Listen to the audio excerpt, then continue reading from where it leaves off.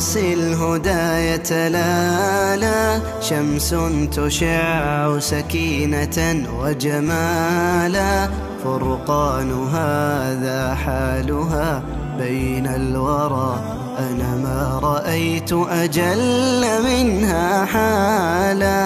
تاج على رأس الهدى يتلالى شمس تشع سكينة وجمالا، فرقان هذا حالها بين الورى، أنا ما رأيت أجل منها حالا.